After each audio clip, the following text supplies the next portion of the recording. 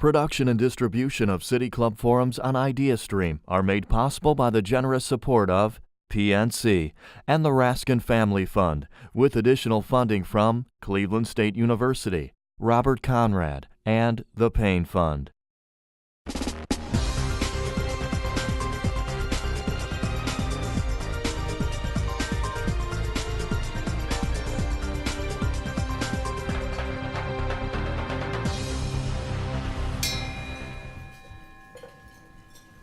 Good afternoon. Welcome to the City Club of Cleveland. I'm Cameron Caputi, president of Cleveland State College Democrats.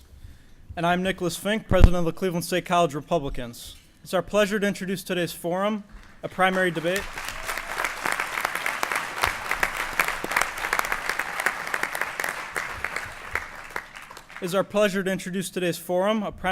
Among all 9 candidates running for mayor of Cleveland.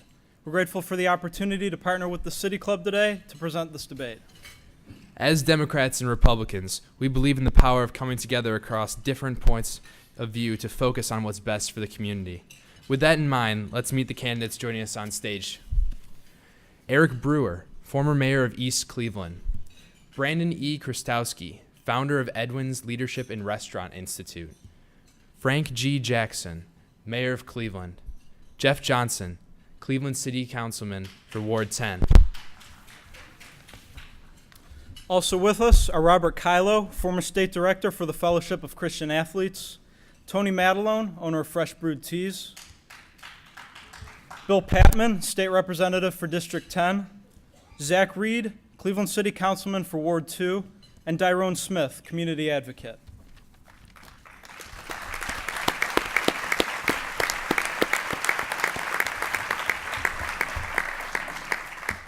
Today's debate will be moderated by ideastream senior host and producer Rick Jackson.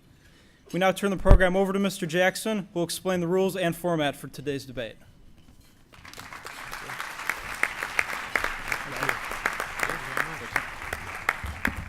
Good afternoon, everybody. Good to see some friends out in the audience and people who care about this great city of ours, Cleveland. Thank you, Cameron and Nick. We certainly do appreciate the bipartisan spirit that our Cleveland State University students display. Here's how the debate will flow. All candidates will begin with a 90-second opening statement. The order was determined by a random drawing just prior to the debate. After opening statements, we'll move to questions from me. Candidates will have 60 seconds to respond to those questions. Given the number of candidates, not every candidate will be able to answer every question or provide rebuttals. Nevertheless, we will work diligently to ensure that all candidates are given equal time to speak. The second half of the debate is comprised of questions from the audience. Then at the end, each candidate will have 90 seconds for closing remarks. Throughout the debate, candidates will be notified they have 15 seconds remaining. They'll be notified again when their time is up. So assuming everyone is ready, let us begin. The opening statements begin with Mr. Smith. Greetings, my fellow citizens. Many of you may not know me.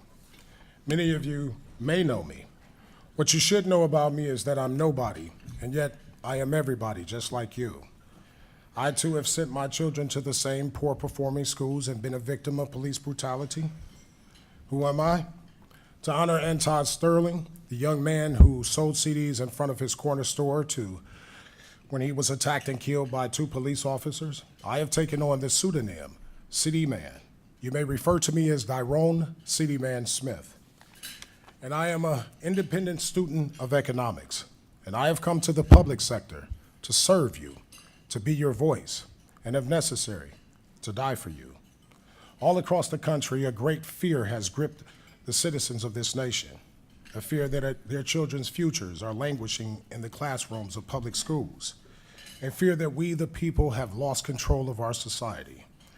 I am here today to tell you, my fellow citizens, that your feelings are not wrong. What we are witnessing is a transfer of power from the people to our public servants. To protect their occupations, our public servants have formed organizations. These public sector organizations represent a labor aristocracy. And it's time now, today, to purge our government and these organizations from our system. Thank you. Thank you, Mr. Smith.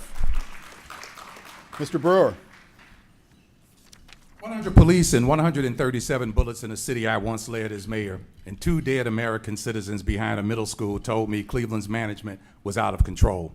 My late council vice president's great-grandson, Tamir Rice, being gunned down by a Cleveland police officer while playing alone with a toy gun at a playground built for children was further evidence of out-of-control management. When a black president had to send a black attorney general to a predominantly black city to tell a black mayor and a black police chief that civil rights of their citizens were being violated by police they supervised, there was no doubt in my mind the city's management was out of control. I'm campaigning to finish the work Carl Stokes started when he sought to bring constitutional compliance to the Cleveland Division of Police 50 years ago in 1967. Former Cleveland mayors Harold Hitz Burton and Frank Lausch rose to the U.S. Senate and Ohio governor to create a free city hospital system that would cost us only $50 a year on a $50,000 home. Mayor Anthony Celebrezze let our free hospital go regional, and Clevelanders have lost ever since. It's the same with the Cleveland transit system that's now regional with free E-Line riders for suburban downtown workers while neighborhood residents have to pay or get arrested for fare jumping. With 82% of our workforce living outside the city, everybody's making decisions for Cleveland but Clevelanders, and we should get more than just a tax bill. I live on Leonard Crave and Heartless Felons territory, 5 homicides in 5 years, 2 of them double. Safety wasn't first. I'm campaigning for mayor so Cleveland will be managed by someone who will make Cleveland lives matter. Thank you, Mr. Brewer. Mr. Chrostowski. I'm Brandon Chrostowski and founded Edwin's Leadership and Restaurant Institute to help formerly incarcerated men and women get employed and stay out of prison. I'm running for mayor because I want to affect this change citywide. And make no mistake about it, Cleveland needs change. This mayor, in his 3 terms in office, has presided over a double-digit increase in the poverty rate, an exploding murder rate, a growing opioid epidemic, an untenable lead crisis, failing schools, a population decline of 56,000 people, decaying neighborhoods, and last but not least, fiscal irresponsibility in nearly every department that he oversees. These are the facts, and these facts equate to failed leadership. I've studied these problems with experts and let the people help form my agenda. And now I'm here to offer something to the city that they haven't had, solutions. Let's be clear, no other candidate has a plan to create job training centers to help pull people out of poverty. I do. No other candidate knows what it takes to bring high-paying tech jobs to Cleveland. I do. And no one has a comprehensive plan to help stomp out this gang violence. I will.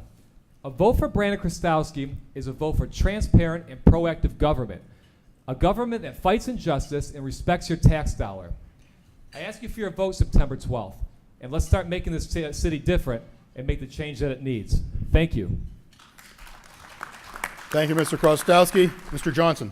Let me first thank the City Club. All of you are here, to my wife Felicia and family and my campaign team. I want to be the 58th mayor of Cleveland because I believe Cleveland at this point needs a leader of vision, a leader that's qualified, energetic, that is going to be engaged, a leader that's committed to the 34 neighborhoods first and foremost. This is not an anti-downtown, this is a pro-neighborhood. Folks have always looked at the city of Cleveland as a way of defining success by how it looks on the postcard. But I've been throughout all through these neighborhoods. I've heard the stories. From Wade Park to West Park. I've been down in the downtown area as well as the Glenville. They want change. They don't like others having more of an influence in City Hall with the mayor and council than they have with City Council and the mayor. So I am the one who's focused on the issues, and today we're going to talk about the issues. We're going to talk about why change is necessary without threatening any interests in this room or outside. But there are people in this city, the majority of which, too many leaving every day. They're looking for leadership that prioritizes them, that are committed to them, because they are what Cleveland, and that's what makes Cleveland great, the folks in the neighborhood. And with me, they will get the leader that will respect that. Thank you. Thank you. Mr. Reed. This election is not about Frank Jackson. This election is about the future of the people in the city of Cleveland and our neighborhoods. For Mayor Jackson has done a good job, but it's time for a new mayor. School has just begun, and we look forward to our children's report cards. But here's Mayor Jackson's report card after 12 years. When it comes to removing lead from houses, he gets an F. When it comes to helping to reduce the infant mortality rate, he gets an F. When it comes to fixing our streets from these potholes, he gets an F. When it comes to improving the schools, he gets an F. When it comes to removing the snow from our airports, he gets an F. When it comes to holding police accountable, he gets an F. When it comes to reducing violence in the city of Cleveland, he gets an F. If your child brought home that report card, it would not be acceptable. And what does Mayor Jackson do? He stands on street corners waving at people. I say he went to Bratnall a few weeks ago, and he had a high-priced fundraiser. 1,219 people have been killed in the city of Cleveland since Mayor Jackson took office. That's the entire population of the city of Bratnall. I repeat, the entire population of the city of Bratnall. Mine, I say bring on 400 new police officers to walk the beat, to ride the bike, and let's put people back to work. It's called safety first. Thank you. Mr. Patmon. Thank you. Good afternoon. It is my honor and privilege to sit before you and discuss the future of the city of Cleveland. I could sit here and use this time to talk about the dysfunctional police department, waste department, water department, and on and on and on. That is not the task today. The task today is to find a way forward. I have a plan to do just exactly that. We can reform our schools. We can bring the police department into its rightful function, because we are not fulfilling the consent decree as we sit here and speak. We can put Clevelanders and Cleveland back to work. We can put it in the place that it rightfully belongs. It's one of the great cities of America and one of the great cities of the world. We can do that together. But it is not a day for complaining. It is a day for planning. It is a day to start moving this city forward. And I stand at the ready to do that. I have the background, the experience, and the courage to do so. In state government, local government, I can't run away from my record. I'm running on it. So if you want someone who has the background, the courage, and experience to change the direction, to give us a new way, that is myself, Bill Patmon. Thank you. Thank you. Mr. Kylo. Hello, City Club. Good to be here. I'm glad we have a shot clock, because that's what we need in City Hall. We need accountability, we need transparency, and we need to roll up our sleeves and get stuff done for the people. This government has always been meant to be by the people, for the people, and of the people. And this City Hall, I believe, after 12 years, has forgotten what the people want. I'm sitting before you today not to talk about my accolades and credentials, because believe me, I'm a proven leader. I'm here to talk about what tens of thousands of Clevelanders are asking for. They are asking that bullets would stop cutting down citizens at dramatically high rates. They are asking that our kids would graduate from high school and college at a rate that's conducive to excellence. They're asking for more jobs that would pay a meaningful salary so that they can live out their dreams. And they're asking for exceptional customer service. I've knocked on nearly 15,000 doors. This is my second time running for mayor. I can assure you, I know who I stand for. I stand for who is the power of Cleveland, the citizens of Cleveland. I don't care about having my name in lights. I don't care about being famous and fortunate. I care about serving people. And government is supposed to be about public service. The time has come, with the nearly 75 years of political experience seated at this table, including some that have none. I believe it's time for proven leadership that knows how to serve. It's time for proven leadership who can get things done. And it's time for the city of Cleveland to have its best days be ahead of us. Thank you. Thank you. Mr. Madalone. I've heard that I'm just the T-shirt guy, that I'm too young at 32, that I lack political experience or should have run for council first. I am 32. I have built a T-shirt company, and I haven't run for office. But Cleveland's my home, and I love it here, which makes me just like you. And we deserve better for ourselves, for our families and children, for our neighborhoods. That's why I'm running. The only way we get better is through leadership. Leadership's assembling a strong team, not filling City Hall with your cronies, Mayor Jackson. Leadership's about creating safe places, not repeatedly endangering the citizens you claim to protect, Zach. Leadership is helping our citizens to better themselves, not taking advantage of them, Jeff, when they're most vulnerable. It takes a leader with vision to understand that now is a time for urgency.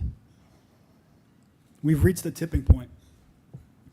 Either we're okay with average, or we're going to strive to be the best. I'm the only one on this stage who can provide the leadership Cleveland needs in order to be the best. Thank you. And Mr. Jackson. Well, good afternoon. Good afternoon. I happen to believe that our future in Cleveland is bright, and let me tell you why. Now, we've stabilized the city through some very difficult times. We laid the foundation for prosperity, and we built on that prosperity. And the only reason why we have this bright future is because we've done it together. We've done it together. Everything that we've done as a city, and we've been successful at, we've done as a community, as one Cleveland. And in that same way, we're going to ensure the future of the city of Cleveland. How? By continuing to invest in our neighborhoods, by continuing to provide resources to fight crime, by continuing the progress that we made in terms of education, by continuing the job creation, the wealth creation through economic development, and through the community benefits agreements that we've reached. We have accomplished all of this by just bringing people together, and at the same time maintaining our integrity. It is only through that that we're going to be able to have a future and to be able to guarantee our future. Again, Cleveland has a bright future, but like many metropolitan areas, do we have challenges? Yes, we do. Of course we do. We're not Mayberry. We're an urban center. But it takes action and it takes integrity to overcome those challenges, just not talk. As your mayor, I have moved this Cleveland forward into the future. And as a result of the work that we've done, we now have an opportunity for a bright and optimistic future. And I actually look forward to the next term. I really do. I look forward to the next term, and I look forward to working with all of you as we serve this city and as we continue to serve the people of this city. Thank you, sir. Thank you to all of the candidates.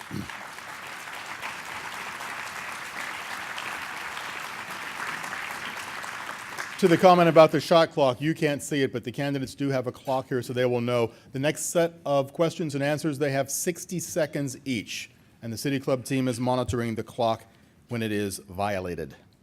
Next set of questions is mine. We continually see headlines to the tone of Cleveland mayoral candidates agree neighborhood safety is a key issue.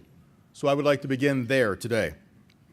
The crime stats cite Neighborhood Scout list Cleveland as a 1 on its crime index. What that means is you have a better chance of becoming victimized here than you do in 99% of other cities in these United States. One category, Cleveland already closing in on 80 homicides for the year, and it's week 35.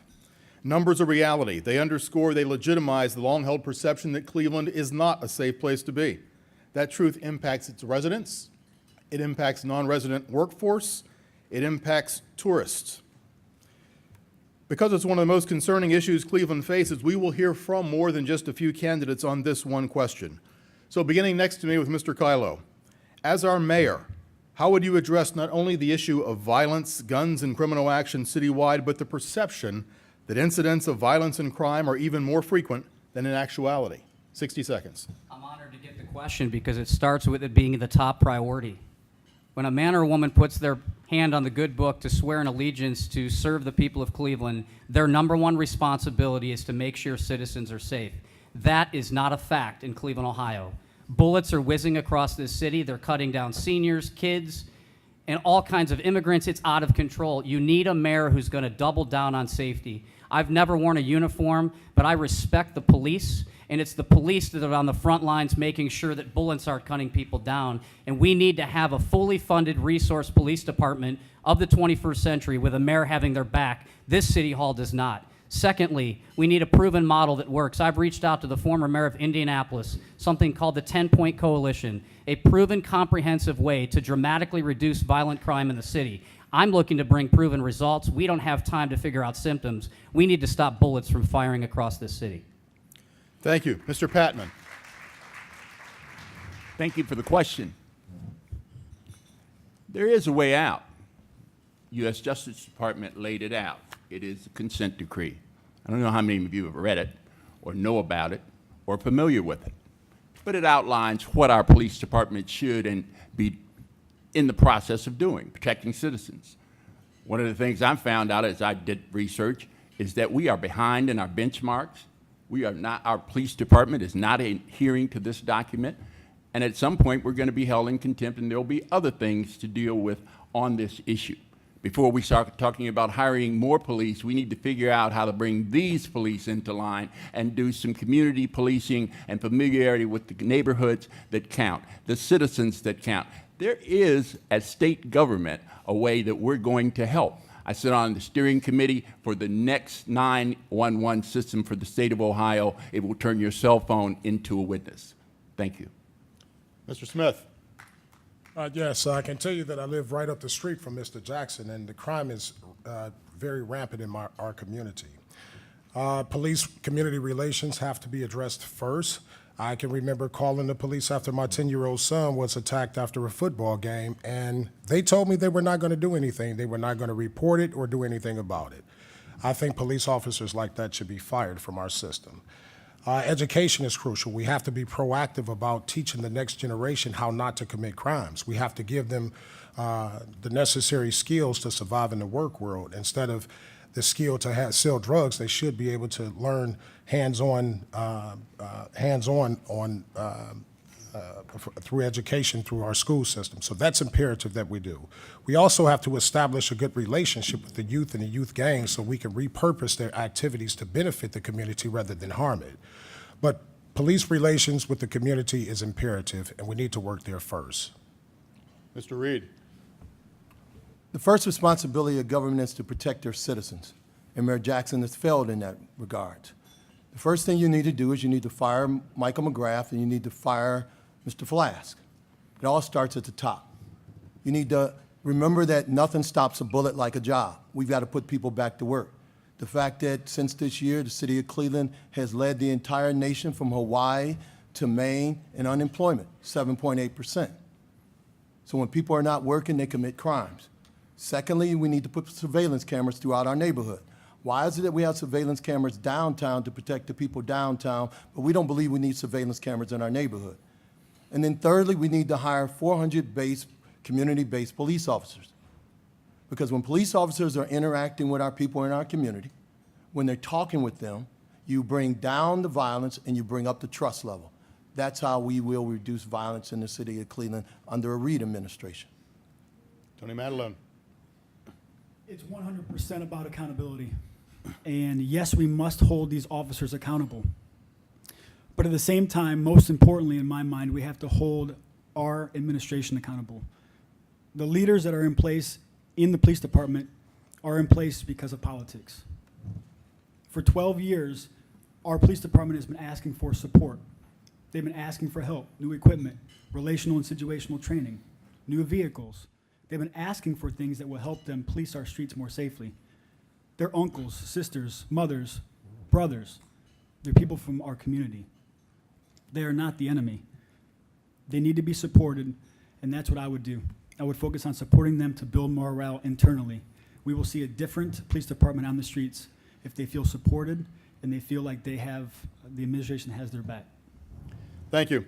The other part of that safety question goes now to this table. Sirs, we just heard the idea espoused that more officers on the streets would reduce criminal activity.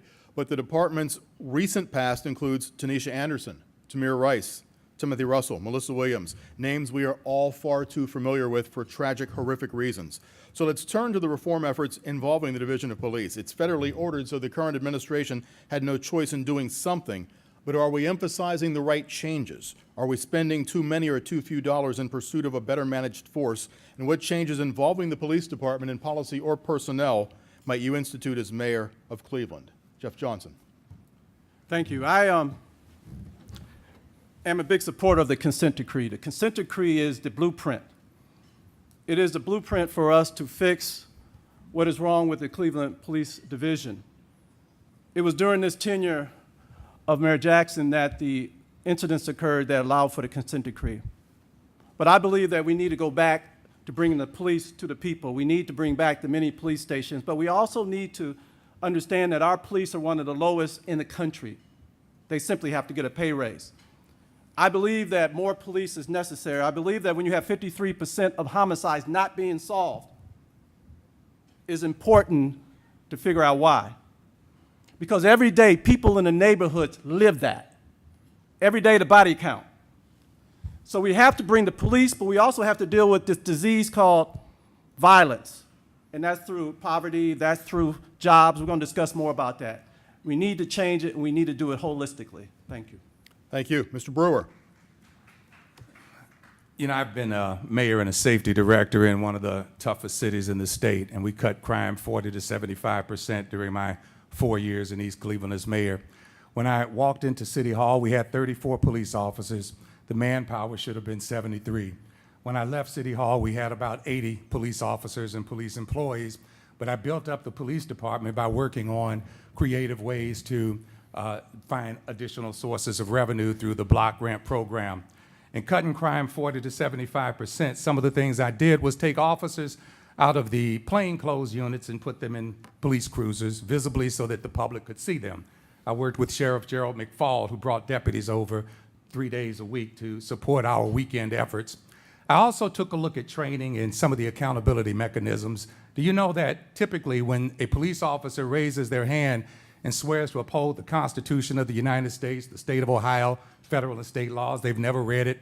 They've never read 737.11 of the revised code that tells them the duties of a municipal police department are to obey and enforce federal and state criminal laws. And what's interesting is their training consists of 624 hours. That's your time, sir. Thank you.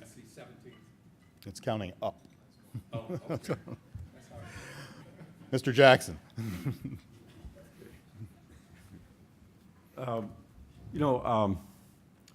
Crime, particularly violent crime, is a symptom.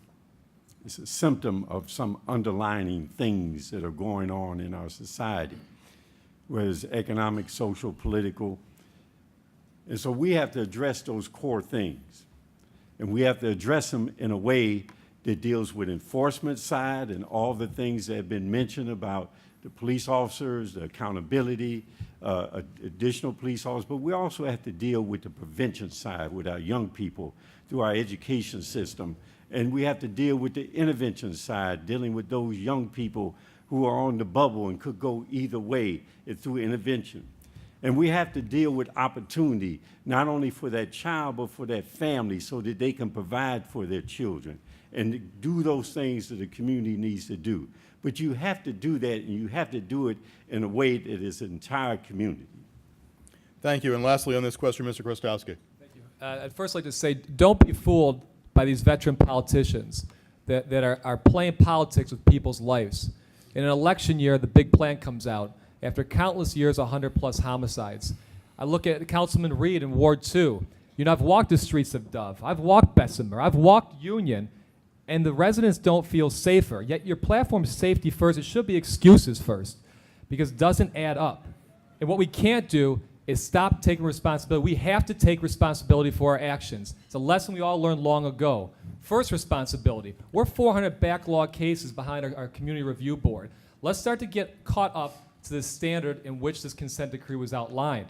Secondly, yes, we need new leadership, but we also need a new way to policing, like a focused deterrence model that goes hard at gang members, that offers them a job and a way out with social services, as well as telling them, look, we're going to come at you even harder if you don't want to take this route. I think it's imperative to know that we should be able to put more police in the streets to really community police. That means 2 patrol cars per zone. Right now in each district, we don't even have enough one to cover a zone. Thank you. Thank you. Thank you all for that question. We're moving on now. And from here out, not every person will answer every question. In 2016, Cleveland voters chose to share their wealth through a 0.5% income tax increase, raising roughly $80 million in additional funds. It allowed for a slightly fatter budget and a few extras. City Council just this month passed a $65 million neighborhood investment plan. I'd like to know what each of these candidates might have spent it on differently if you would have, which services or city departments still need an increase, and as mayor, what projects you would push to fund in the second year of the hike. We'll start with Bill Patmon. First of all, let's be clear on what the $65 million is. It is a bond authorization that was done 3 years ago and is just now being rolled out. It is $40 million of IFCOM from the bank. So $65 million guaranteed by your and my tax dollars. I don't know if that's a real boon for us. It drives us further in debt. Thirdly, what I would have done is do this all 3 years since we authorized it in the first place. Would be $180 million or $195 million spent in neighborhoods and on streets and economic development. We have something called the Opportunity Corridor. Opportunity for whom? It's a question. Opportunity for whom? I say that the state came in, $320 million. I'm the author of the amendment that gives minorities 20% of that. That's the kind of government that we have to have in Cleveland, and more is better in some cases. Tony Madalone. I don't think the increase should have ever happened. It shouldn't have been necessary because the mayor's been running the city so inefficiently. There is plenty of money. We are not bone dry. We do not have funds. It's an efficiency issue. It's a fact that the money is not allocated properly. So to answer your question, where would I spend that money? I would spend it educating our population and our workforce, not just our youth, but our adult population. I speak about this and it surprises a lot of people. 66% of our adult population in the city we're sitting in is functionally illiterate. Can't read a bus route, utility bill, drugs. How do we expect, unless we're educated, for our people to sustain themselves? All of our resources, all of them, should be focused on human development. If we don't see any change in human development in our people's lives, we see no progress, no matter where we spend the money otherwise. Thank you. Brandon Chrostowski. Yeah, I would say first and foremost, there was $12.7 million left over in the police budget that was sent to the general fund that wasn't earmarked. So there is money to hire more police officers right now. So that $65 million I would send directly to job training centers. Training in the skilled trades and tech industry, just like the model of Edwin's. It works. There's a formula to this. I've done it in Memphis. I've done it throughout the United States. We need to build 5 of these job training centers throughout Cleveland to offer men and women who want a skill and who want a trade that opportunity. Because we're still leading the country in unemployment for metropolitan cities. Yet anytime you talk to an owner or a manager of a business here in Cleveland, they can't find the right help. We need to bridge that gap with job training centers. I also want to inject more of this money into vocational education in our high schools. There used to be an aviation school right next to Burke Airport. What a great idea. Teaching kids about engines and how to fly. We need to do that and some, but it's got to be invested in education. Thank you. As much as the city's schools have seen marked improvement in some aspects, I saw Mr. Gordon here today, especially with its strategic community partnership success there's still a very low, pathetically low, 63.3% graduation rate. To many of our youth, school is not teaching them what they might most need to know. We have to face that French class means next to nothing to a 10-year-old who's barely got a shot to walk down a hallway of the Connor Palace Theater, much less the Champs-Élysées. So if elected, do you continue the policies public schools are currently following, which arguably may be impacting city population, or do you have another solution? You may include the charter school discussion if you wish here, but still you just have 60 seconds. Zack Reed, starting with you. Well, first of all, I would say that I represent John Adams High School. John Adams High School now has 2 new schools in it. One is Bard College. Bard College is a college out of New York where you can get a 2-year associate's degree free of charge. So that helps the young child that graduates to come out of high school with an associate's degree. It also helps that family that wants to go on for a 4-year college.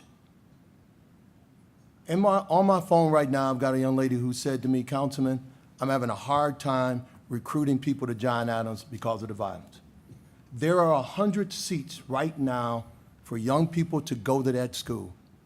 It's only filled by 30 because of the violence. I'm telling you people, we can change this. And we can keep talking about this issue, about how do we fix this and how do we fix that. If we don't do something about the violence in this city, we're going to continue to go down this downward spiral. That is a prime example of someone having the opportunity to get a great education free of charge, and you can't even fill all of the seats because of the violence. Thank you. Mr. Kylo. This is a big question because we're talking about our children. Our best assets of a community are the young people that are going to be leading our city, hopefully not too long from now. And I'll tell you what, as the previous Director of Government Community Relations of Friends of Breakthrough Schools, I've seen firsthand schools that work extraordinarily well that don't have the funding, they don't have the backing, and we've seen a gradual uptick. We cannot afford a gradual uptick of a graduation rate. We need to double down by investing in the best. We cannot try to reform schools that have historically proven to fail. We invest in the best schools that have proven to work. The difference between a Kylo administration and a Jackson administration is that he's had 12 years to gradually uptick our graduation rates. We're going to get it done in less than 4 because we're going to invest in the best schools instead of trying to overhaul the worst. Thank you. Mr. Jackson, you're next. Our education system in Cleveland needs improvement, just like most urban education systems do. But I will tell you, from where we were to where we are now, it's a substantial improvement, and it was because of this community working together that we were able to get the Cleveland plan, the reform plan that gave us a blueprint as to how to proceed. And from that plan, we can demonstrate results. Are we where we should be? No. Are we much better than we were? Yes. Will we get better as time goes on? Yes. But I will tell you that you have to be honest about this. You have to be honest. You cannot be living in an illusion of what you believe something should be and not have the practical experience of actually doing something about it. What we do is we do the work, and we've made improvements. Thank you. And Mr. Brewer. The Cleveland School District spends $1 billion annually on public education. That's 36,000 students, $27,777 per student. When I ran for a seat on the Cleveland School Board in 1983, we had somewhere in the neighborhood of about $600 million for schools and 125,000 students. It's a lot of money for 36,000 kids not to be properly educated. One of the things that I would do would be to take a look from top to bottom at the leadership. I think there needs to be changes at the CEO level and changes also at the board level. I will make those changes. I think as well that we have lost focus on what is important for residents and families in the neighborhoods. I think that the school board, the leadership is out of touch with people who live in the neighborhoods, who have to make sure their children get to and from school. And I think that we have to refocus on the business following the money, cutting costs, and making sure that dollars go right to education like they're supposed to. Children should have music programs in the schools that we don't have. They should have learned cursive writing that they haven't learned. There are a lot of things that we should be doing that we're not, and I will do that as mayor. Thank you. Some of the gentlemen have touched on jobs already. We talk about work skills, not necessarily meshing with the jobs we have. Another disadvantage that keeps people from working can be transportation. If I live in Lee Harvard, find a job in North Royalton, I'm lost without a car. Yet the Greater Cleveland RTA budget of only $303 million is not going to allow them much space for more expansion. What should the city do to alleviate the problems of ensuring its residents have reliable public transit options? Mr. Smith, I'll start with you. Well, the first thing we can do is take all the organizations that's sucking resources out of the system itself. The Regional Transit Authority has several unions that it has to deal with, and these organizations, my friend is a bus driver, he makes $100,000 a year. He bought a pair of $250 tennis shoes to sit on his mantelpiece, and he wasn't even going to wear them. This the public sector unions are essentially like leeches. They're seeping money from out of our system, and that needs to change. More money goes into this system, and they have to charge riders more money. So you'll never be able to truly expand it unless you get a regional service that where you can get more contributions to the regional transit authority. So we need more money, but how can you get more money when it's being sucked out the system by the workers? So I guess we can move forward just by trying to contribute more money to the system itself. Thank you. Mr. Johnson. Public transportation is the one area in the city of Cleveland that provides the greatest possibilities for those trapped in poverty, for those who are in the neighborhoods, for those who have access. I believe we needed, and I've always believed that we needed a Department of Transportation. Of course, I got to get City Council to agree to that, so we'll start with the Office of Transportation. What does that mean? It means that the state is not in the game. That means the state has undercut the use of public transportation. When I was a state senator, I knew how much folks fought against that, but we cannot expect to have a great city if half the population cannot get around, cannot get to jobs. We need to take seriously what is happening when it comes to reducing routes. That's freedom. And so you need a mayor who's absolutely going to find a way, either state money, federal money, private money, all of you in here. It is an economic development tool. It is one that will lead this city to greatness if we find a way to use it and use it for our people. Thank you. Mr. Patmon. Thank you. Years ago, we went out to Seattle, Washington to take a look at their transportation system and how things work. What they did was integrate economic development and transportation together. So you had nodes of industry, retail that were on the route, that the routes were built for the jobs and for the development. Cleveland has had too much of the silo mentality. This is my department, I'll do it my way. The cooperation necessary between suburbs, city, the transportation department. There should be no job that goes lacking where a bus does not run to it.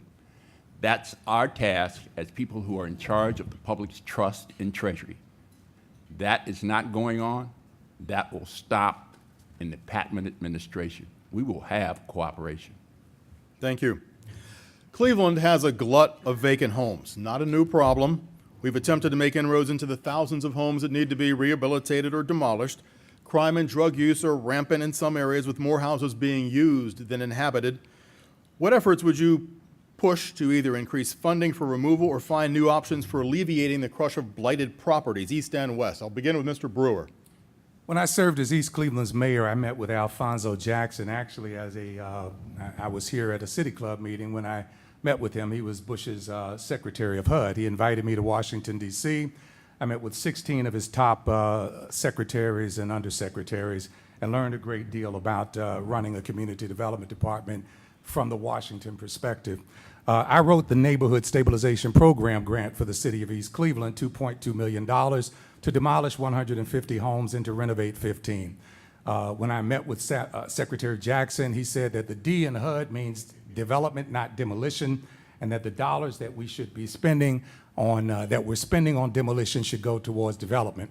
What I looked at was taking the $15,000, for example, that it would take to demolish and then using that money to renovate. That was the model that we put in East Cleveland, and then we were going to sell those homes at cost. So my focus would be to get as many low-income families as possible into some of those homes that could be renovated and to get dollars that, to demolish the ones that need to go. Thank you. Jeff Johnson, what's your take on this? We do not have a housing plan in the city of Cleveland. The housing plan in Cleveland over the last number of years has been demolition, tearing down half our neighborhood. We have been significantly hit by the housing crisis. We have to enforce our code. We have to be able to get the poisonous lead out of our houses, out of our schools and our daycare centers. I am committed to waking you guys up that we're worse than Flint when it comes to the lead paint poisoning that leads to these other problems. That's why I put a bill in last week. Take this opportunity. It is happening. We have to deal with it. We also have to be able to help the homeowners. We lose too many people from leaving the city, second only to Detroit. The housing issue is one of the key ways of making the city great. Not championships, not bars or restaurant in East Flats. It's housing, and we need to do that. Tony Madalone. I think it's interesting that Councilman is speaking about the lead problem for the first time, although he's been on council for 8 years and has not really done anything about it. If this was something you cared about, those little children that are having the issues with lead wouldn't be having that problem because we'd already worked to fix it. You can work with our mayor. You can work with our administration to get that done. You have not. It's pretty convenient that it's a political year and this is what you're doing. Secondly, it's the same for our current administration. Didn't take down any blighted properties. $5 million was spent this year to do it, though. That's what you guys remember when you go to vote on September 12th. This should already have been taken care of. And to your point, you're right. There's been no plan, and it's not just about public transit. Complete streets, making our city mobile. No vision from our administration at all on doing that. That's the reason people don't move to Cleveland. Education problems, safety problems, but also the fact that there's no strategy. There's no collective strategy to focus on public transportation and connect our region. I've already been focused on that, and I think that that's where the focus needs to be. Thank you. My last question before we move on to the audience participation portion. Let's talk about immigration policies. There are some who are intimating that Cleveland is not as open to people coming in now as it was to Europeans who settled here in the early part of the last century. So what's your stand on how this city should be assisting in bringing in new faces to the resident pool, be they from Somalia, Korea, Syria, or Ukraine? Mr. Chrostowski, please. Certainly. I'd like to start out by saying, we're supposed to be the sanctuary city, yet we deported nearly 3,000 people over the last year, most of which were brown. So that's Hispanics. We need to start by saying we are a sanctuary city and invest in space. And that space needs to be an office for new Americans. That should take place at City Hall, via coalition, via office. And we need to start standing up and saying, yes, we will welcome you here and we will provide if we need to. I'm going to piggyback off this last question about abandoned houses. So here we are again with an example, a potential. When you drive down Empire in Glenville and you look at it and see an abandoned house, don't look at the blight, look at the potential. How could these houses be caught before they're in decay to be remodeled so that someone perhaps from another country could actually live in them, or a first-time home buyer? The idea is we have everything we need here in Cleveland to make it the best location in the nation again, yet we're not looking at it that way. And when it comes to immigration and those coming to Cleveland, we can certainly roll out the carpet for them. Thank you. Thank you. Frank Jackson. Cleveland is a welcoming city. Cleveland has a very welcoming policy, and we behave that way. The formation of Global Cleveland was to stand in lieu of those communities that used to be enclaves where people moved to because of their ethnic background, and those enclaves were the point of reference where people would come there and they would get the support.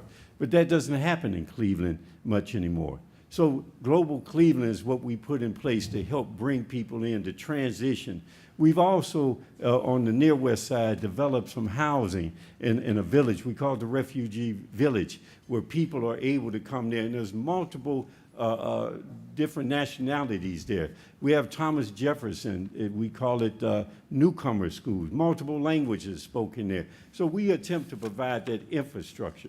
And we attempt to do it in a way that allows people to know that not only are they welcome, but when you come here, you have an opportunity for success. Thank you. Mr. Reed.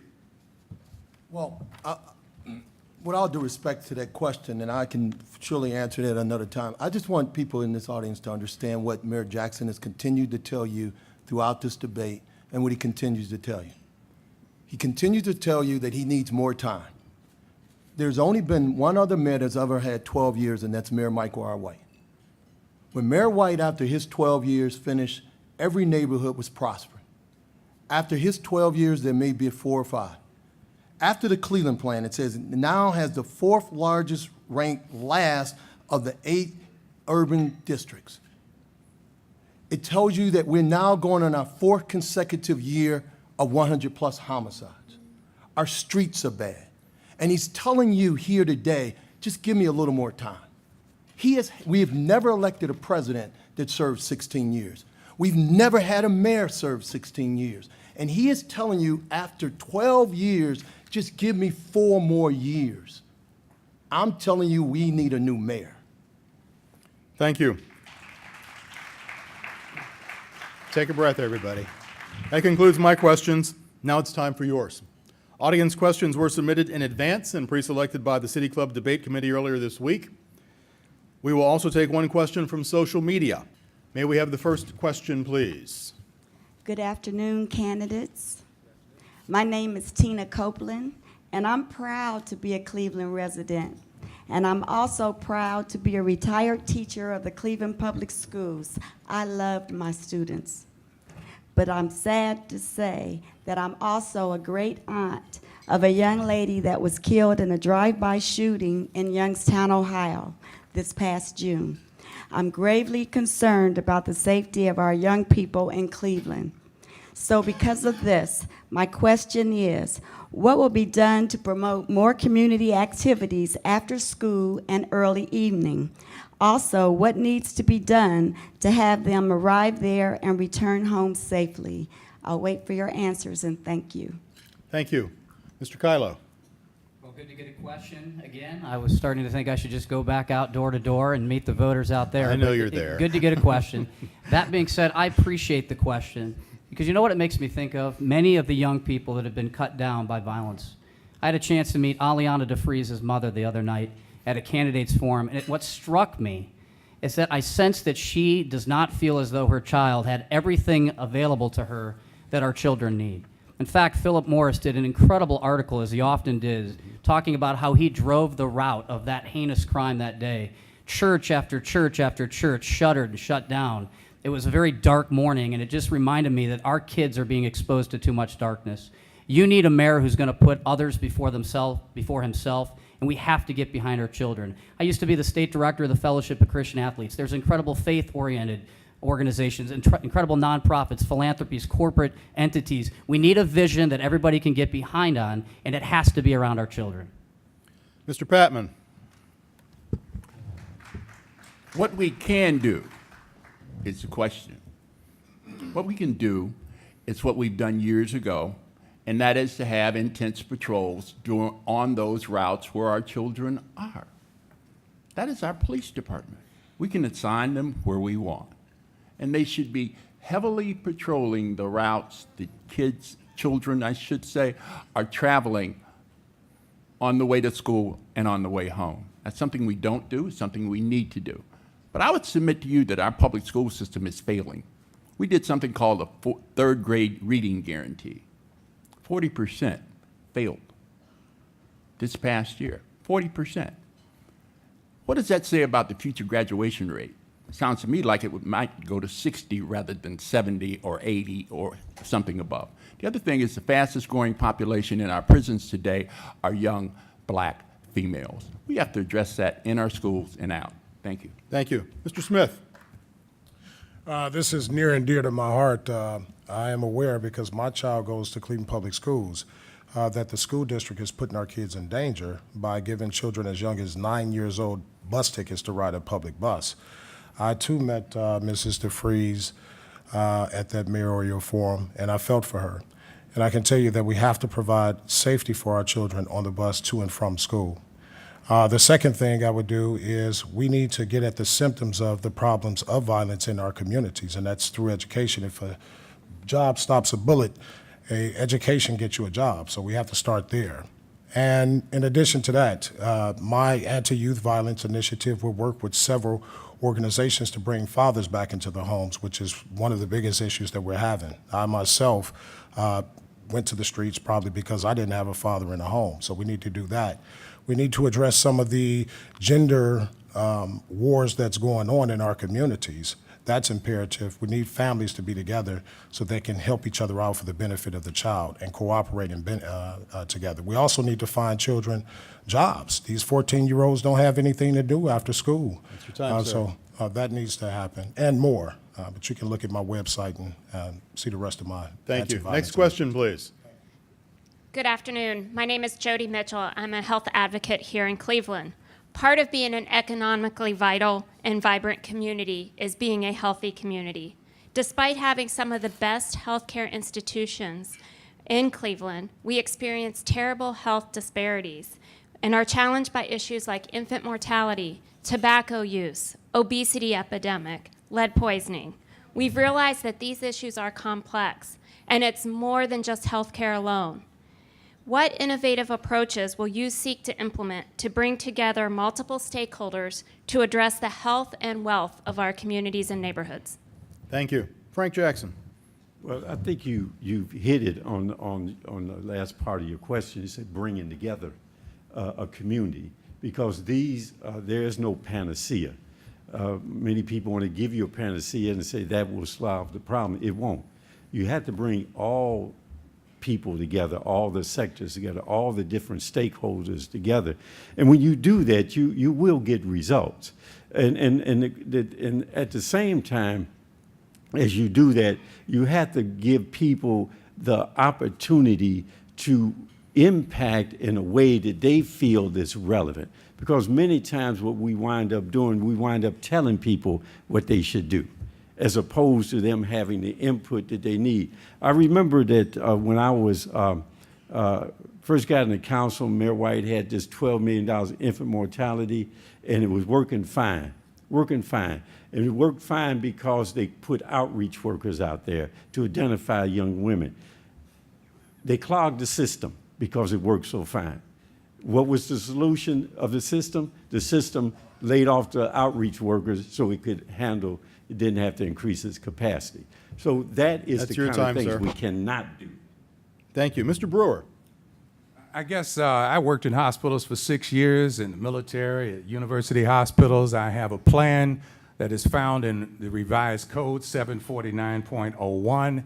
It was signed by Governor Lausche in 1953 to allow for $1 in 1,000 for every 1,000 in property value for free hospital systems and the municipal corporations across Ohio. So I intend to explore 749.01 of the revised code to look at that property tax. I think we need to have physicians on EMS squads. I want mobile clinics in the neighborhood. I think that we can afford these things right now with the budget that we have today if we simply allocate the resources for that. Having spent a year in Thailand during the end of the Vietnam War, 80 miles from the South Vietnamese border, I know that minutes save lives. I know that we have a lot of violence in our neighborhoods, prenatal problems, infant mortality issues. All of those things can be addressed with this system that I'm looking at from this 63-year-old law that's not enforced today. Thank you. Mr. Madalone. I think in order to have a healthy community, it starts with opportunity. And again, I'll harp on this point because I think it's the most important. Opportunity starts with education. So we can talk about working with our institutions, which I think is great, and some of our institutions do great things. I'd like to see a larger partnership. However, I believe that educating people allows them to have the resources in order to make their own progress. And so I would spend my resources and my time and my energy focused on educating adults, educating our youth, making sure that the investment goes to the people. In return, I believe that goes into making them more healthy. Thank you. Another question, please. I'm Bruce Akers, the retired mayor of the city of Pepper Pike. And gentlemen, for your interest in and your commitment to serving the city and making it better, thank you. My question, when you are sworn in, you'll be working in various capacities and situations with the other mayors comprising the 57 political subdivisions of Cuyahoga County. What are your specific plans on how best to work more closely with these other mayors? And what plans or goals do you have to promote more cooperation among the 57 communities, to encourage mutual aid, shared services, collaboration, and to help reduce waste, duplication, redundancies, and to build a genuine spirit of true community and mutual cooperation among all 57 cities and villages? Thanks, Bruce. Mr. Reed, why don't you start us off?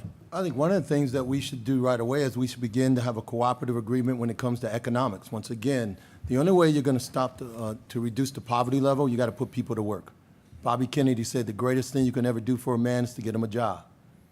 So one of the things that we should do is we, as Democrats, you're a Republican, I'm a Democrat, I think we should work together and have a conversation with the next governor candidates, and say to the governor candidates, you know what, why are all the state jobs down in Columbus? Why don't we bring up some of those state jobs here to Northeast Ohio so we can help reduce the poverty level, so we can help reduce the violence in our city? So why is it that we got a great natural resource called the lake out there? Why is it that we can't bring the Department of Natural Resources here and bring those 2,000 jobs from Columbus to the city of Cleveland? That's what I would do. I would work with our other mayors to bring jobs and economic opportunities like they do in Minnesota right now. Look what they do in Minnesota. They share the economic wealth that may go out into the suburbs. They share it right back into the inner city. The only way we're going to reduce this poverty and reduce this violence is to put people back to work again, and I've got a plan to put people back to work again. Thank you. Mr. Chrostowski. Bruce, first of all, thank you for your service. And I'm not sure if you attended the mayor's fundraiser out there, but I heard it was a blast. I mean, the first thing I would start to do is make sure we align our departments. When you talk about we just talked about health, and our Board of Health here in Cleveland is not aligned with the County of Cuyahoga, nor is Shaker Heights. So I think it's very important that we start to align our health and resources. So alignment would be number one, to make sure that we're running efficiently as a larger community. What are we not aligning right now that we should be? That would be first and foremost. And I think that we can start to battle some of these devastating problems, whether it's opioids, whether it's infant mortality, whether it's joblessness or homelessness. Again, everything that we need to be the best region in this country, everything that we need to be a template for other cities is right here. And it's just about aligning our resources and making sure that we're on the same page, sharing best practices and aligning our resources. Thank you. Mr. Johnson. Thank you. One of the biggest things, obviously, that's right in front of us is to deal with the heroin problem, to be able to work from a regional standpoint to deal with those deaths that are affecting all of us. Second deals with the issue of economic opportunities. I really believe I need to be able to be there at the table with all of the leadership, because I need to have my folks working within the city of Cleveland. Transportation, I go back to. I need to be able to have cities that are on my border and outside my border able to be opened up to them as we are opened up to the other cities. Crime, I think we need to have a regular, continual discussion that we actually set. I would be one of the leaders in that, to deal with the issue of crime that crosses our borders, to deal with issues of transportation. Of course, we're on NOACA boards. Of course, we're doing the traditional boards. But I would reach out. I would talk. I would do one-on-ones. I would be very active and be one of the leaders in the region, because I understand the role of the central city to the region. I will be very visible. Thank you. Thank you. Mr. Brewer.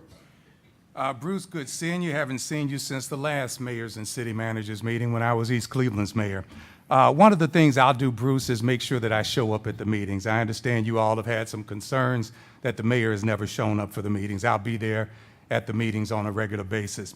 Secondly, we already have mutual aid agreements in a number of communities that border the city of Cleveland and those that are adjacent to it.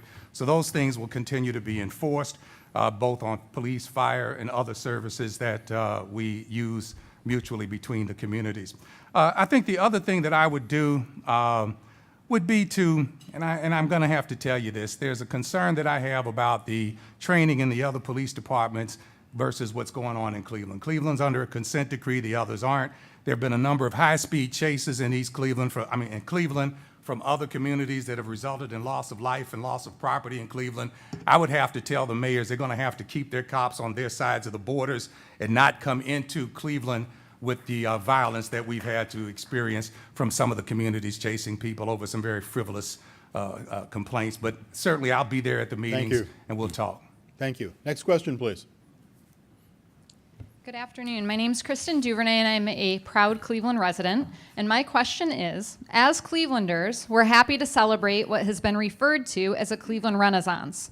In the midst of conversations around this revitalization and redevelopment of our urban core, I've heard several local politicians, foundation representatives, and developers say that there's no such thing as gentrification here in Cleveland. However, many Cleveland residents disagree with this sentiment and believe that gentrification is pushing long-term residents out of their homes. So first, do you believe that gentrification is a problem facing our community? And secondly, what actions would you take as mayor to support neighborhood revitalization that benefits all members of the community and supports the sustainability of long-term residents? Thank you. Thank you. We had a great discussion on this, on gentrification, at the City Club meeting on Public Square last month. Hope you were able to see that online if you didn't attend. Mr. Patmon, you can start. This is a problem that's really an economic problem. That as the Cleveland City Councilman, Chairman of Finance, we sent $1 million for 2 years to each and every ward. There were 21 then, so that was $42 million in the Neighborhood Equity Fund, and they're still spending that money today, 16 years later. So you empower folks. As a state representative, I've had earmarks for the neighborhood that I live in and my district of more than $1 million to do exactly what we're talking about, stabilize. East Side Market, $750,000. And grants to folks who live in those big houses who can't afford to repair them. So yes, it's a problem, but it's easily solvable by leadership and innovation. So it's not something that's a pox, because you do want some mixing of us in our communities, both economically, racially. It is diverse Cleveland that has always worked and will work again. Thank you. Robert Kylo. You know, a couple of questions ago, Professor Patmon was sharing some things, and I feel like he was talking about a silo mentality. I want to tell you what a Kylo mentality will be as the mayor of the city of Cleveland. We're going to start thinking big again. We need to grow this city. We used to be the 6th largest city in the United States. We're way beyond that now in terms of reduction of population. Why? Because we don't have an inspiring vision that can attract resources at multi-levels. Leadership is about vision, it's about accountability, and it's about bringing people together in big-time ways, whether it's health initiatives, whether it's collaboration with other municipalities. You need to be a humble vessel who recognizes that the city of Cleveland is not about you. It's about people, it's about serving, it's about casting vision, and it's about results, and it's about growth. And when you have this myopic focus, it gets territorial, it gets divisive, and resources aren't shared the way they need to. So I think in all those past 3 questions, a vision that attracts resources at a multifaceted level so that you don't have to deal with gentrification, because rising tides are lifting all boats. Thank you. Dyrone Smith. Gentrification is happening. I talked to a couple residents who didn't even know what hit them. Detroit Shoreway came in and put them out their house. They said, I made a deal with the city of Cleveland to pay a certain amount every month. What happened? Well, since gentrification has negative political blowback, you know, the political leadership protected themselves by allowing private developers to come in to gentrify the communities for them. And what we need to do is gerrymander zoning laws to prevent this investment from affecting the property tax rate for many of our residents that's here. We need to bring back the lower middle class by renovating some of the current and existing houses so they can live in affordable housing. We can also charge affordable housing. I do like the mayor's plan in one aspect because it balances economic diversity, socioeconomic diversity. I visited some neighborhoods and you didn't even know you was in the same neighborhood because there are different colored people there. So we do need to stop that process of gentrification, bring investment here, but protect our residents from it. Thank you. We have the next question, please. Good afternoon. My name is Chris Cole. I believe in the promise and the opportunity that we have here in Cleveland together. As mayor, how important will it be for you to build coalitions when addressing the issues that face our city? Tell us how you've demonstrated building coalitions in the past and how you can use those skills when you occupy the mayoral office. Thank you.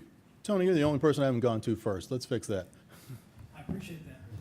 I do own Fresh Brew Teas, and the great thing about what we've built is my team. And I also played college basketball. I took my team in high school to the state Final Four as well as the captain, and it's always about building team. It's all about relationships. I think that that's the most important thing, even from any candidate here. I believe our current mayor struggles with building relationships. To your point, mayor, former mayor, I think that it's very, very, very important to build relationships. Building team, building relationships is paramount, and I've done that, I've proven that. I've got staff throughout the country. I create jobs. Many of those sitting next to me have talked about creating jobs that have never created a job. Business people create jobs, not politicians. So I would focus on creating jobs, again, through education and building relationships. Thank you. Mr. Jackson. Collaboration is the key. And what you're speaking of in terms of bringing everyone together is the only way you're going to be successful. I have demonstrated that, and we in the city of Cleveland demonstrated that with the Cleveland plan. Democrats, Republicans, business, labor, philanthropic, charter schools, public school, in order to have school reform. I've worked with Mayor Akers when he was head of the Mayors and Managers Association as we developed a water agreement that allowed for no poaching and allowed for the conversations between municipalities as how can we share services and do those things necessary to create a regional economy so we can move the entire region forward.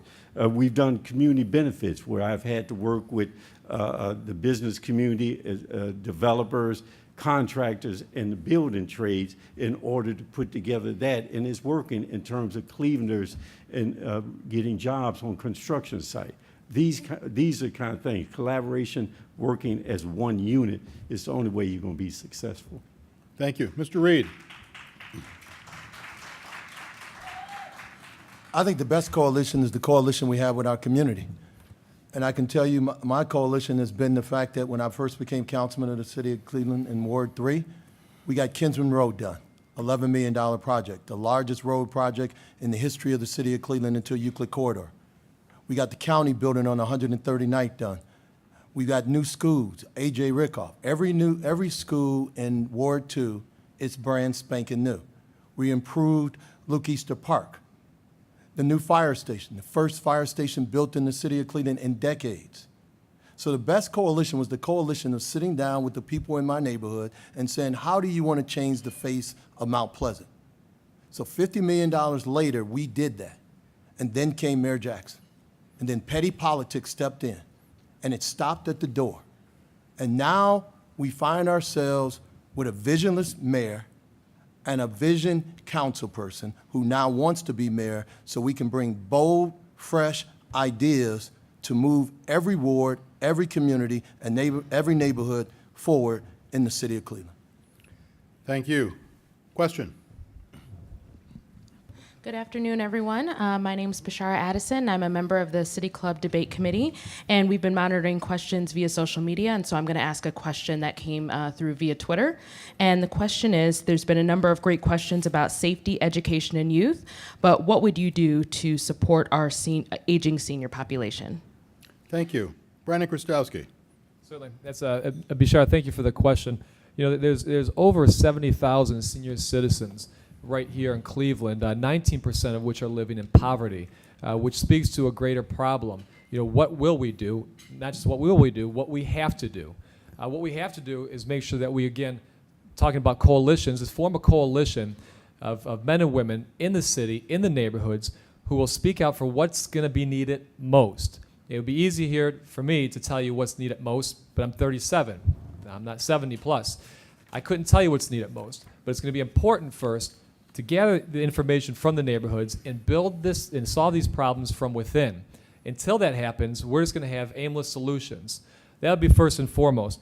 It's important that we collaborate with foundations, the Cleveland Foundation, St. Luke's, et cetera, along with the corporate community to help fund these projects. So say a senior center needs to be built, well then we can find the funds to do it, and it shouldn't have to drain the general fund.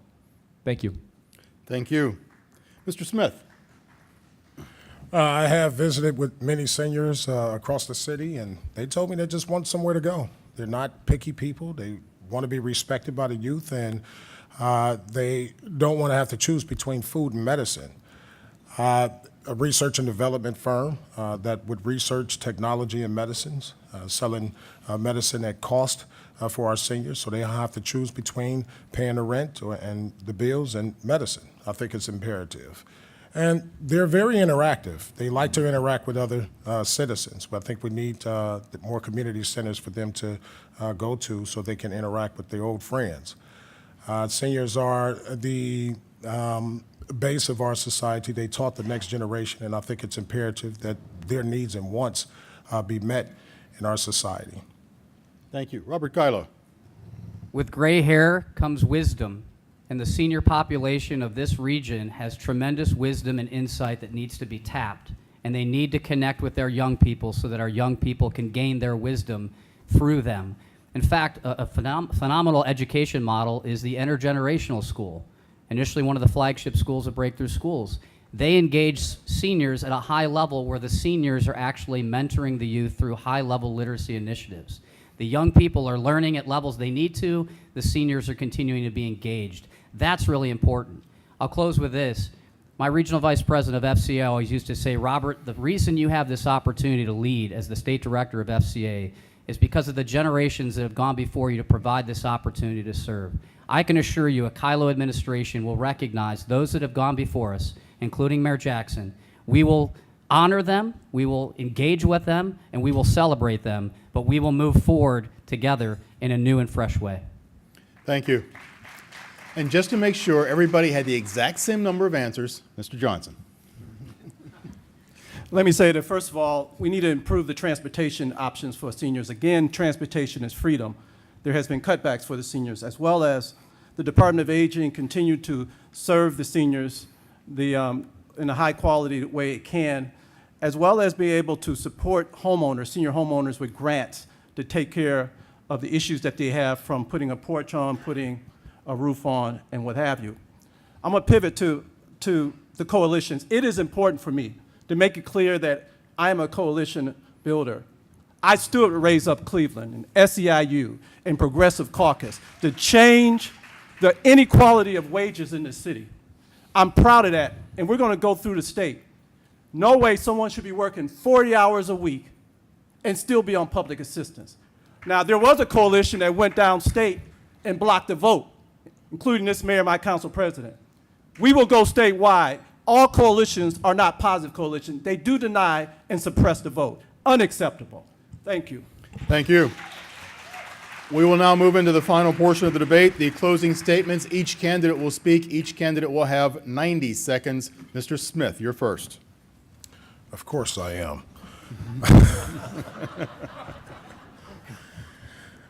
Well, my name is Dyrone Smith. I ask for your vote because I am a resident of this city. I've been through the same benefits and drawbacks that this city has to offer, the policies, the procedures, and the police, schools.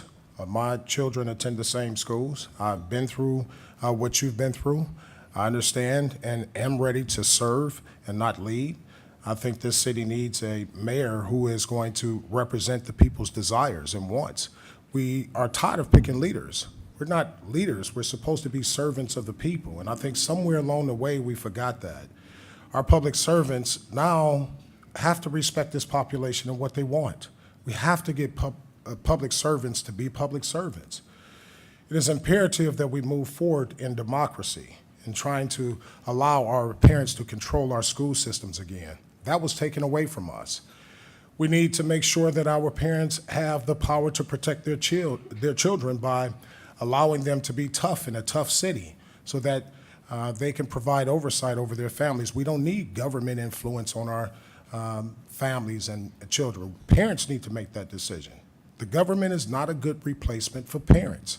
And we need to get out of the business of telling parents what to do. I want to be your mayor, and I would thank you for your vote coming September 12th. Thank you. Thank you. Eric Brewer. I want Cleveland's free hospital system back. I want physicians on EMS squads to provide the highest level of life-saving medical care at the scene of a medical emergency. I want mobile clinics providing medical treatment to Clevelanders in all our neighborhoods. I want more RTA lines serving Cleveland neighborhoods so we have no more children like Aliana DeFries being snatched off our streets and murdered in an abandoned home. I want government open and responsive to the people. I want businesses able to visit city departments and interact with employees who understand time is money and that the mayor who supervises them will not tolerate the added cost of corruption and incompetence.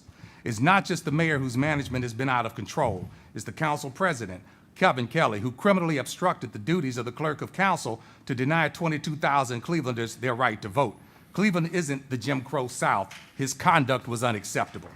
These examples are evidence of a lack of accountability that begins at the top with the city's chief law enforcement officer, whose duties are to supervise the conduct of all the other officers and employees. To do so, he first needs to supervise his own conduct. Mayor, you need to remove your political signs, like your safety director said, from public property. I can't help a media that distorted my record in East Cleveland, but I'm the only candidate here who's already successfully managed the city. 4 years out of fiscal emergency during my time. We cut crime by 40 to 75% and boosted services without a tax increase. I managed the city's resources. I didn't tax my way out of trouble. We can do better, Cleveland. I'm offering you the chance. Thank you. Brandon Chrostowski. This election, we have a chance to do something extraordinary. We can move away from this stale, ineffective leadership and elect someone who's implemented community improvement models that work. Someone who's already shown that he's willing to sacrifice for the betterment of the people. This city deserves a mayor with a forward-thinking agenda that embraces technology, approaches violent crime with a sense of urgency, and has the ability to spur economic development to revitalize our neighborhoods. Union, you've been forgotten. Imperial, you've been forgotten. The same goes for Puritas, Dove, Sackett, West Park, and Woodland. For the past 20 years, your revitalization has been put on hold. And I can promise you that will not happen under my administration. Because I'm ready to fight for the working class, the working poor, and those who continue to be left out of the plans for a shiny new Cleveland. I'm committed to making neighborhoods like Buckeye Shaker, Lee Harvard, Huff, Glenville, Slavic Village, and Clark Fulton safer, more connected, and more economically viable. This is not a wish. This is a necessity. But you need to elect someone with the vision and will that will make it happen. Vote Brandon Chrostowski for mayor September 12th, and let's start fulfilling our true potential neighborhood by neighborhood. And I want to take the last 5 seconds to thank my wife for being so damn supportive. I love you, baby. This has been a fun one. Thank you. Jeff Johnson. I want to just make it clear that the mayor of Cleveland, the next mayor of Cleveland, is the mayor of everyone. Whoever lives here and whoever works here, whoever has a business here, whoever invested in it. But I need everyone listening and watching to understand that there is a part of Cleveland that is not enjoying the prosperity, who are not feeling valued. If you've read the series, for example, A Greater Cleveland, those are the voices that I want to fight for. They're the people who believe $88 million for the Q deal doesn't make sense, or $2.3 million for a dirt track doesn't make sense while there's holes in their streets, while there's lead in their houses, while there's gunshot coming through their houses. I know some of you here believe it's this economic engine, but in the neighborhoods, it's a difference.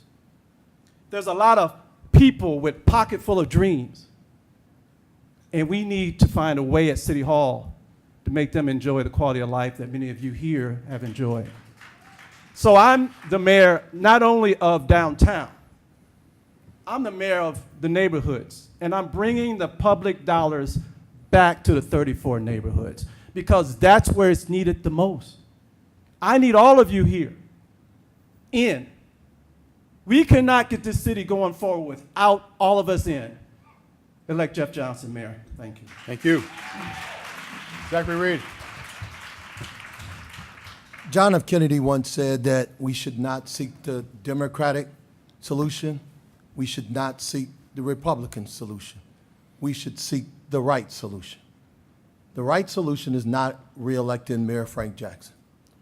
He's going to tell you that he lives on 38th and Central. I'm going to tell you I live on 139th and Kinsman.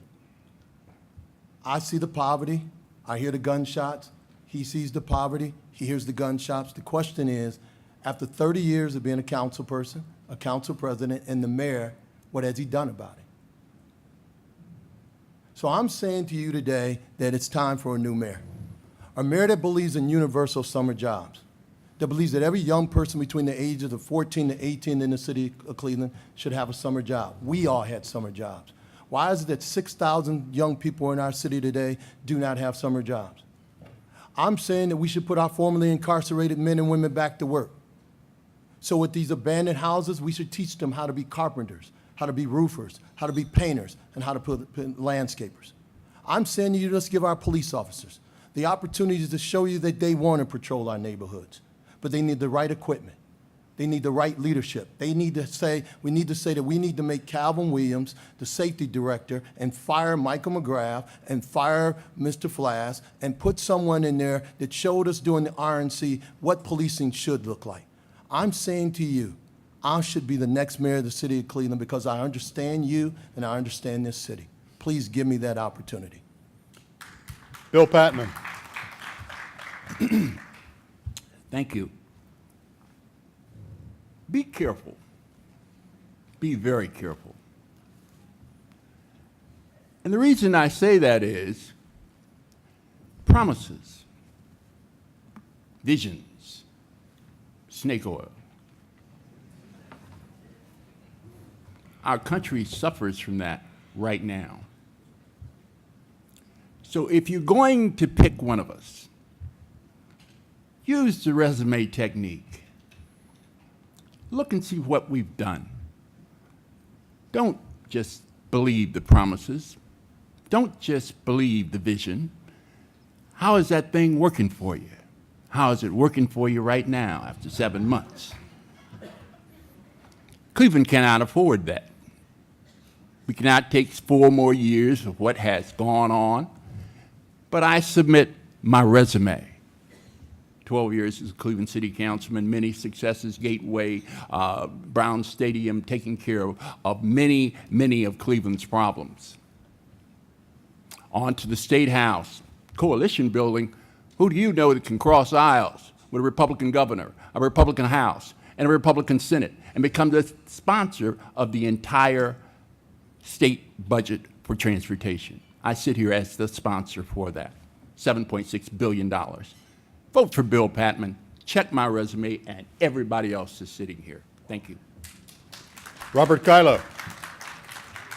Wow, thanks for all being here today. My observation of leadership is that the greatest leaders are the most humble leaders. The most humble leaders are the best servant leaders. And I can assure you, by God's grace, I have nearly 20 years of proven experience in the private sector, in government relations for the best schools in Cleveland, and as a nonprofit executive. A friend of mine always used to say, this is a moment where the rubber meets the road. And he said, you know what, Kylo, I only want to be around people where the rubber of their words meets the road of experience. I know how to lead, I know how to build teams, and I know we can grow this city again. This city will truly have a renaissance when none of our people are getting mowed down by bullets. This city will truly have a renaissance when our kids are graduating at levels on par with the best districts in America. This city will truly have had a renaissance when all of our people are working and making well beyond $15 an hour. And this city will have a renaissance when the citizens of this Cleveland can pick up a phone and get their needs attended to with excellence. That's not happening now. It's time for a new generation of leadership. I came within 420 votes of the general election 8 years ago. This time we're believing we are the winning ticket. I humbly ask for your support. It's time for the future to become now. It's time for Cleveland to grow again so that we can once again be a premier city in the United States because we're Cleveland and we're the best. Thank you. Thank you. Tony Madalone. You heard my comments to start, and it's so much more evident after sitting here and listening to the people at the stage. If you are a resident, if you are a voter, and you are not frustrated, if you are not planning to vote in September and November, if you allow the status quo to continue, if you are in the media and you have endorsed and allowed this status quo and this group of people and individuals and leadership in this city to continue, we will never see progress. We will lose this opportunity that we have currently. We have a collective energy in this city. You feel it, you know it. If we do not take that energy and focus on foundational issues, not the medical mart, which we're sitting in, not Cavs championship, not the Hilton, not one-time fixes or Band-Aids or things that seem to be really, really cool. If we don't focus on the future with foundational solutions, safety and education primarily, I've spoken about that forever, education, we will never succeed and everybody will leave. The city will never be what it once was. 100 years ago, Cleveland meant quality. A product was created here. They put Cleveland on it because it meant quality. Well, it's been a long time since we've been quality. We need you to vote in September, and not for our current mayor, and not for the elected officials next to me that have proven that they are not credible and not actually able to bring change. Frank G. Jackson. You know, I maintain and still maintain Cleveland has a bright future. It has a bright future. And Councilman Reed is right. I will tell you where I live. On 38th and Central. Since 1960. My family lives there. Everybody who I care about lives there, and the same thing that happens to anybody in the city of Cleveland happens to me and my family, and I experience it every day. I'm not in a bubble, and there's no shield between us. But I still maintain we have a bright future. You know why? Because I'm willing to put the work in. Anybody who wants to talk about the illusion of what should be, that's a nice conversation. But when it comes down to reality, I deal with it because I go to bed with it every night. Every night I go to bed with it. And that means I have to bring resolution in order to take care of who I love and who I care about, just like you do. And I cannot live in that illusion. I have to live in a reality. And when you live in reality, you have anxiety. But when you have anxiety, that means you have to own success. You have to own failure. You have to own it. And you cannot blame somebody else. What have you done? What have you done? You ain't raised nothing, and you ain't done nothing. We have a bright future, ladies and gentlemen, and I look forward to serving you 4 more years. Thank you. Before I close, could we have a round of applause for all 9 gentlemen, please?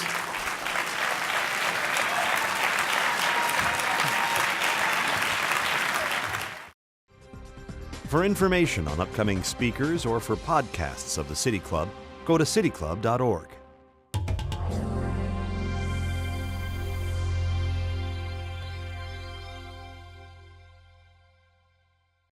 Production and distribution of City Club forums on ideastream are made possible by the generous support of PNC and the Raskin Family Fund, with additional funding from Cleveland State University, Robert Conrad, and the Payne Fund.